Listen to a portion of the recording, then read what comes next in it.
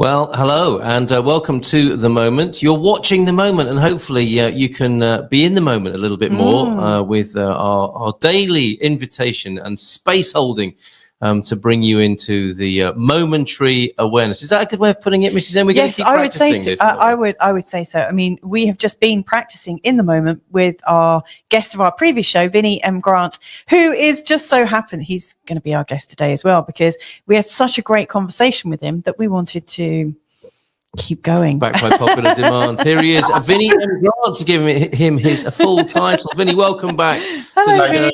Thank you. It's a privilege. Lovely to see you. We're in Portugal today, this morning, and you're over there in the southwest of the United Kingdom. How is it over there at the moment? Oh, it's so sunny. Blue sky, real clouds. Beautiful.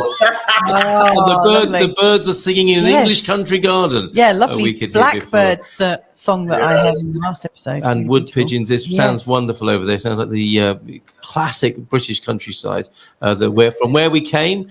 And lovely to see you there, Vinny. So we had such a great conversation last time we spoke with you. You really are a man of the moment in the deepest sense. And as this program presents that, which is our ongoing.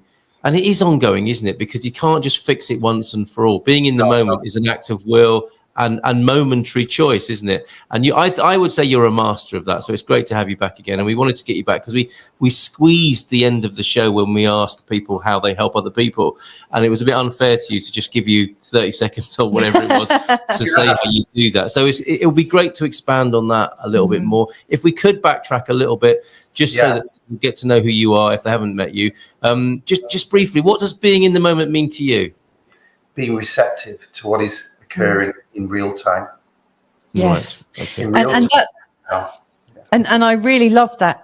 In the previous episode when we were talking to you and you were talking about that receptiveness, it sounded like it was a huge gift, that by being receptive, you're gifting yourself with a whole new, more real experience, a more connected experience. Yes. So when we left off before in the last show, you were talking about how we can practice and also how we can get better. And the other massive breakthrough, ring the alarm, sound the trumpets, was here's a great news flash. You're always in the moment. Yes. What's changing is your awareness of that, or the quality of your awareness in each moment that we find ourselves in. Because as I recall, Vinny, you were saying, the past is effectively imagination. The future is imagination. And we're creating those things right now, whether it's, something or everything that happened in the past or something or everything that's going to be happening in the future. That experience is only happening right now, isn't it? I agree with you completely. Well, that's what you said. That's what you told us, and we're like, that's right. What he says is true. It's already gone though. Like the past is like, are we reimagining that? Is that what we're doing? That's how I imagined it. Yeah, we're revisiting it. Yeah. I mean, if you think about holding your firstborn for the first time and recall that very moment as if you stepped into that very moment, I mean, you're probably noticing an emotional shift that's happening inside by imagining it. Well, I believe this is what we're doing all of the time. We're reliving events from the past in the moment, in this very moment. Okay, our attention isn't on what's happening in our current circumstances when we are, say, triggered. However, it appears to me that we relive what has been encoded within us as programs.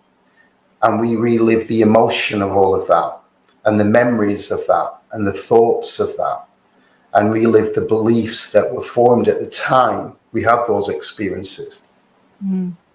We relive those beliefs about ourselves, and often they become part of our identity, who we believe we are. And with the future, if I imagine the future, well, I found from my experience, most of the things I've imagined that have been negative haven't happened. Isn't that interesting? Yeah, haven't happened. And I can't remember one person telling me that it has. It's far less than I thought it would have been. And even the things that did happen as I imagined weren't as bad as I imagined. So and a lot of them we didn't expect, did we? We hadn't imagined them. They just. I think it was Mark Twain who said that. Like, this is a horrible misquote, probably, but the gist is the same. You know, it's like, I'm an old man, and I've known a great many problems in my life, most of which never happened. Exactly. When I first heard that, it literally changed my life. That quote. I think it's an extraordinary help to people if they hear it right. I agree. So one of the other things I do with myself is I say to myself, what's happening right now? What are you seeing right now? What are you smelling right now? What are you hearing right now? And that will help to pull me into the moment when I feel I've either got lost in emotion or I'm being swept away. And if I can catch it in time, it's even better. And I'll pull myself back. So that's one of the ways. So what is happening right now? What do you see right now?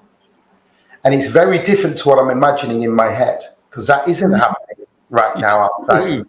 It's happening in my imagination. Yes. Yeah. Well, that's very interesting. That's like the 7 things on a tray, isn't it?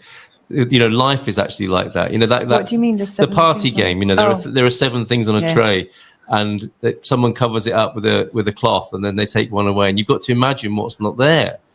And that's just a mind game that's going on. But the big joke is our whole life is like that, isn't it? It's like someone puts a cloth over your life and you have to make it up what you thought it was, what you think it is, what it's going to be like when you go back to it. And that's entirely made up, isn't it? Based on fragments of understanding in the past and habit and stuff like that. Well, yeah. I mean, we've just experienced that. We just had my family visit, and we've noticed this with children. Like, our kids say to us sometimes, "Oh, do you remember when this happened? And I was really upset." And everyone looks at that like person, and we're all shaking our heads. We have no idea why. You know, we really don't remember. And I always thought it was like children, that their memories come in a little bit later, and that there's a little bit of fogginess or cloudiness around what they remember and the reality. But then I had my mum and dad actually talking about day trips where I was about 12, 13, 14. I couldn't remember anything that they were talking about. It's like they were talking a completely different language. And as if you weren't there. Yeah, as if I wasn't there. Yes. And it was like, wow, how did that happen? It's like we're all living these very, very separate experiences that just happen to cross and meet and merge at little key points. I agree. And if you have 3 people, 5 people, 6 people, 13, 12, 26 people in a room who have a collective understanding of an event, they could argue which was the right version of that, or they could all laugh about their various remembrances of it and ask each other, couldn't they? Say, why do you think you remember it like that? And they could laugh about that, couldn't they? And they could be delighted, because that's how I want my life to be. I remember everyone being fantastic on that day, and it was wonderful. And like, well, that's not what happened. Everybody fell out on that day. It's like, and everyone would have their own version of so-called reality, wouldn't they? And what would be the real thing? What's the fascinating thing for me about that is the state any of those 26 individuals might be in relation to what they thought happened that day. Well, I think I have the answer, and that is all of them. Yeah, in their own way, right? But their own way. Yes, they're living that reality, and they're feeling it, and they're engaging with it. Yes, I would say all of them. Okay, so to put it a different way, if we are the driver, if we were one of those 26 people, what would we ideally want for ourselves in the remembrance of that situation? Would we have it? Would we hold on to a bitter version of it? Would we keep remembering the bitterness of that day and sort of habitually grind that into ourselves and our imagination, our experience of life? Or would we think of it, even if it was a difficult day, we could begin to remember it differently, couldn't we? Or detach or have a different feeling about it, such that you could have a sort of gently philosophical, happy relationship to it, rather than an increasingly bitter one. Because that also, it seems to be how human minds work, is the more they think something, the more true that becomes for them, and the more deeply they feel it. I agree with you. I've made a commitment to myself to put my own freedom beyond anything that anyone does to me or anything from the past. My own peace of mind, my own connectedness is more important than guilt, anger, blame, shame, regret, any of that other stuff. Yeah. Whether that's something I've done or whether that's something somebody's done to me. I've made a commitment to walk in the light as much as I can. So I don't care what it is. I'll find out. Forgiveness is a big one for me. It doesn't mean forgiving the person in the physical, because from my understanding, they're not important unless they're in my proximity and in orbiting around me in any way and impacting on me. But then that needs to be addressed in a different way. But if they're not, it's not them that's the problem. It's a representation I have of them inside of me. It might be the monster I've created inside of me. So it's not them physically that's the issue. It's the one in me. So the one in me is the one that I will work with to free myself, to free it, and to free me. Well, how profound and empowering is that? And can I ask you, has that become easier? Because I imagine when you first came to that realization, and that must have been an amazing day for you, to come to that realization that I will put my freedom and my personal well-being above those states of mind that humans can subscribe to if they want to. And then you would have had to practice that thereafter, wouldn't you? It wasn't done. It's like being in the moment. It wasn't done and dusted forever, was it? It was over time. So I got involved with somebody in a business in 2016. It was a real bad decision. I made an emotional decision. I was in a bad place.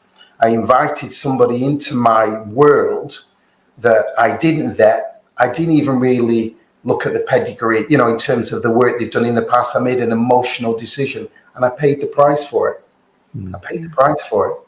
And, I lost to me what was a lot of money and went from rage and anger to navigating my way through it, taking total responsibility. Because it's my creation from that moment forwards. It's my creation anyway. Yeah. But number two, I took responsibility for my part in it. Yeah. I opened the door to him. I let this person into my world and I shouldn't have done that. In a way, he's a victim. I don't mean this in a critical way. He's a victim of me in a way. Because I gave him, I took it that far. I gave him the opportunity to respond to his lower aspect, if you will. To treat another human being in that way. And I gave him that opportunity. That's profound. I was saying this the other day about locking our car up, I think. Yes. And, it's a kind of hippie notion, isn't it? It's like, if we lived in a world without locks, it would be great. And it's true. I mean, wouldn't that be a lovely world to live in? And I remembered something that somebody has said to me is that it's not fair to tempt other people. And that might be a good case for locking things up or putting things away. And not flaunting things that might appeal, as you said, to less than great instincts in themselves. It's not fair to them to do that, is it? No. Wow. And he's not taking that responsibility. He's still responsible for what he's done. Yeah, for sure. But for me, right or wrongs aren't important. It's my freedom that's important. And if I need to unpack something, find my part in it, and understand how that caused that outcome in a non-critical and judgmental way, suddenly I'm free. So I went from rage and wanted revenge. My lower side was really surfacing in me, to finding complete peace with him and wish him all the best.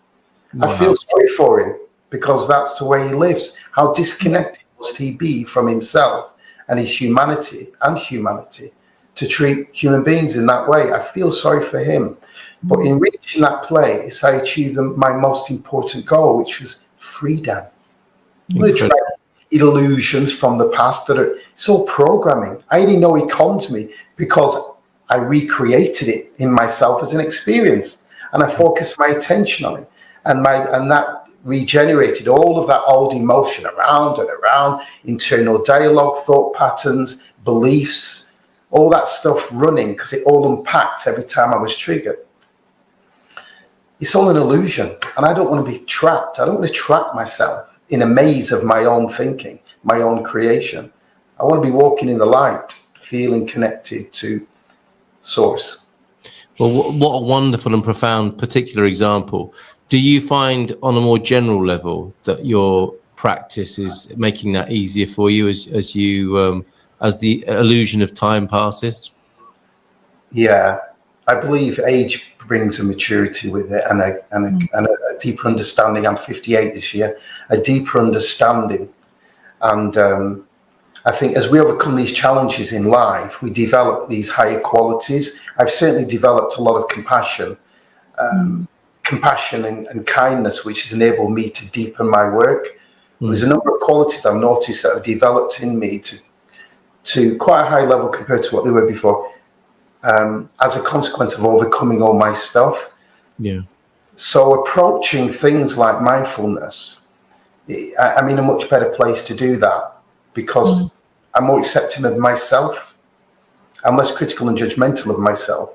It enables me to be one step ahead of a lot of stuff that would be running inside of me like 20 years ago. It's just not running there now. So I'm more kinder to myself and and more thoughtful with people as well, but certainly kinder to myself.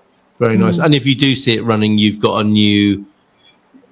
bigger levers and better kit and technology which go on to work. Yeah.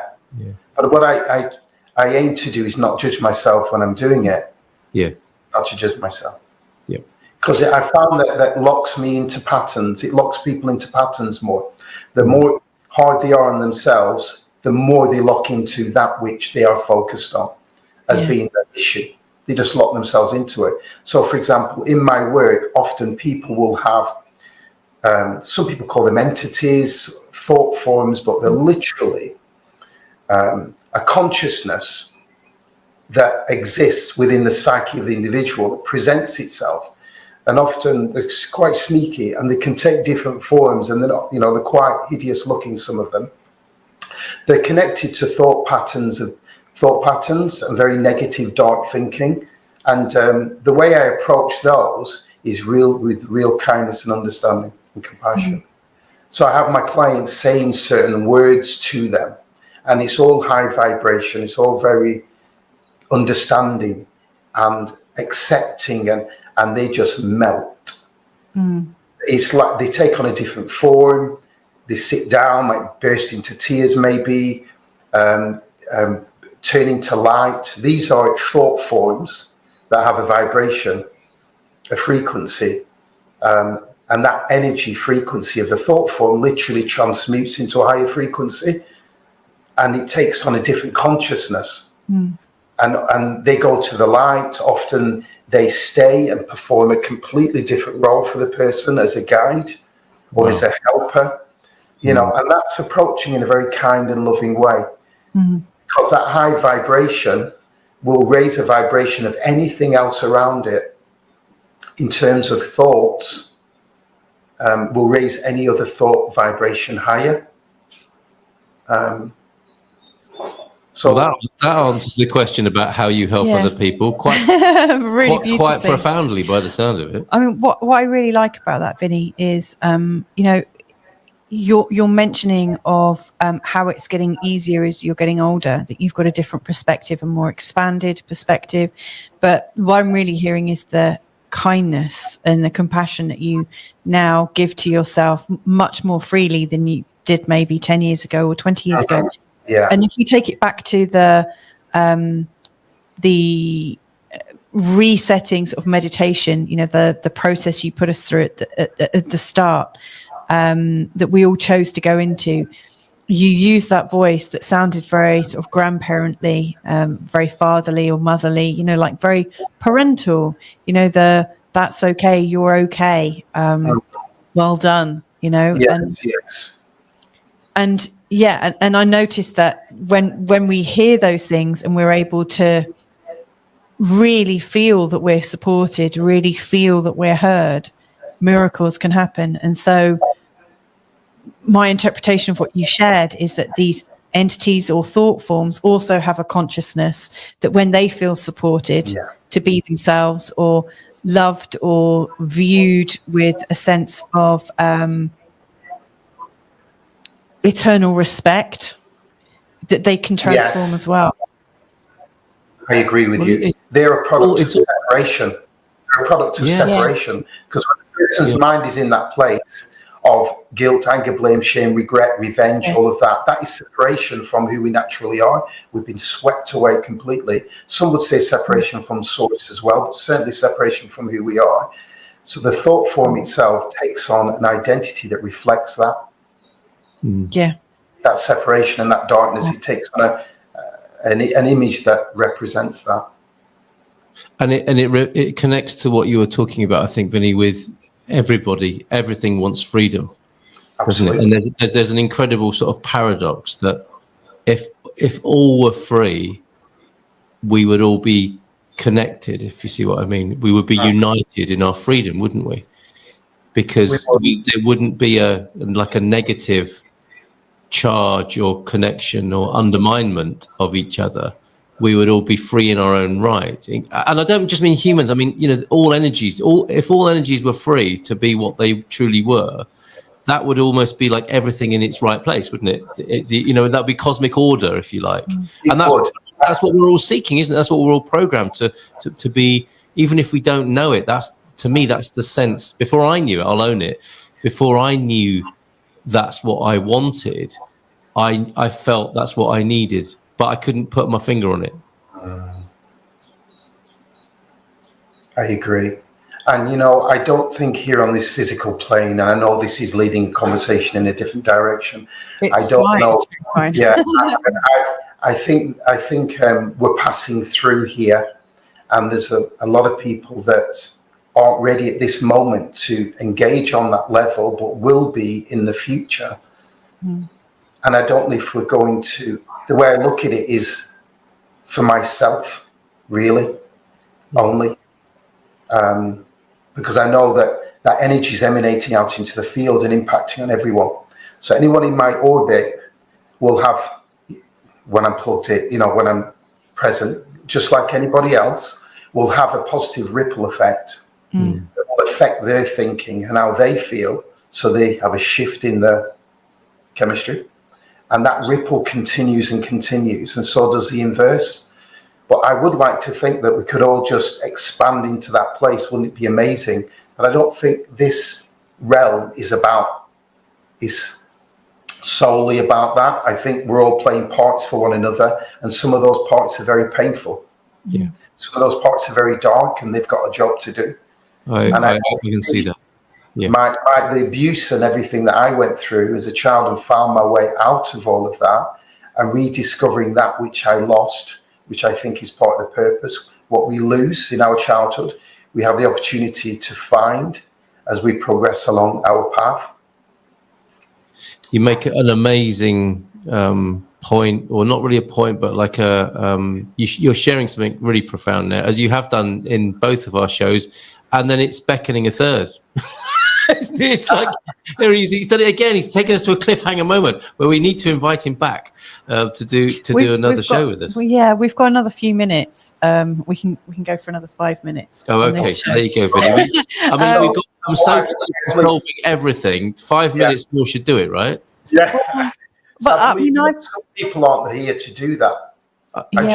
Yes. Some people are here to play the part of. And this isn't justifying everything, because everyone should take responsibility and there should be punishment, severe punishment for when people do certain things to other people. I'm fully on board with that completely, more so than most people. On a higher level, I've got a feeling that we're all here playing parts for each other. Yeah. What I found, without a shadow of a doubt, this is everybody I know, because I'm observing it around me all the time, I'm in this stuff all the time, is that when people come out of their pain and suffering, they grow and evolve. Yeah, they evolve certain qualities inside of themselves, like the metaphor of the oyster and the pearl. And the pearl is formed because of the agitation in the oyster when a bit of grit gets in. Very uncomfortable for the oyster. And over time, you get this development of the pearl. And I believe human beings are the same. They go through all of that stuff. And as they're progressing out of it, you're getting the development of the pearl. And what that translates into, for me, was a greater compassion and kindness. So what you'll find is that people will develop certain qualities that often weren't there before, or weren't as enhanced and as developed. and you'll find that they will develop in the person. So, talking to somebody that's really suffered and that's come out the other end of it, generally they're very compassionate, they're very patient, they're very understanding. These are wonderful qualities that just those three alone, if we had more of that in the world, or a lot more of that in the world, it'd be very different, wouldn't it? So for me, I don't believe I would have become who I was if I didn't go through that abuse. If somebody wasn't there to play that part for me, I couldn't play my part now. So it's made me think that maybe there's a reason for all of this, and that this isn't a place for us all to wake up. We're all waking up at different times, and these other people are playing parts to enable us to. Yeah. Beautifully put. And I think it can become harmful, can't it, to make a prescription for humanity, that it should be any particular way. I mean, it is what it is, let's face it, isn't it? I mean, I know that's a well overused phrase, but it is what it is. And when any of us can make sense of it in the way that you just did, that's a relief. That's a move towards the freedom you've spoken about. And there's another thing about, because there's a lot of suffering in the world. I mean, I can make that a full-time job. There's so much out there I could spend every day doing that, just researching into different pockets of suffering around the world. Well, have we not all three of us done that at some point? I think we have. Absolutely. But again, that's taking dedicated ourselves to it, haven't we? All of us. It takes us out of the moment. Again, we lose our mindfulness because we're creating stories inside about things and seeing them and feeling it and hearing it, and we've not even seen it through our eyes. Yes. Making it all up. So we're doing the same thing again outside of the moment. Yes. It's just an interesting thought. I'm not saying we shouldn't understand or know and be aware of what's going on. However, I would say not getting lost in it is really important. Yeah. And perhaps especially at this time. I mean, I think there is sexual pornography, no question, but I think there's a version of suffering pornography as well. Yeah. There is a definite. I don't know. I think it's quite unconscious because it's so close to compassion, isn't it? To want to help people, and that is an entirely understandable and beautiful urge to want to help people and stop them suffering. And now we have a phenomenon, for some reason, for many reasons, and that we can all guess at and sort of theorize about. But there would appear to be a phenomenon whereby we are feasting on the suffering of others, sadly. And that's such a thin and important line to navigate. I think I think you've brought up there, but certainly that's the meaning I made of it. Wow, that's another one of those kind of bombshell moments, isn't it? As we're coming to the end of this episode, Vinny, will you do us the great honour of joining us again? Is that possible? Let's do another one. Let's do another one now. Yeah, I'm all up for that. So. If you've enjoyed what Vinny's been sharing with us in this episode and in the previous episode and in the future one, which I'm imagining already, going there, see what I did there. If you've enjoyed, what Vinny's about and you'd like to connect with him personally, please do see all the links below in the show notes. Absolutely, Vinny is a fantastic person to collaborate and to work with and to connect with. Thank you so much once again, Vinny. See you in a moment. Yeah. See you in a moment. And thank you to everyone else that's joined us. Lots of love.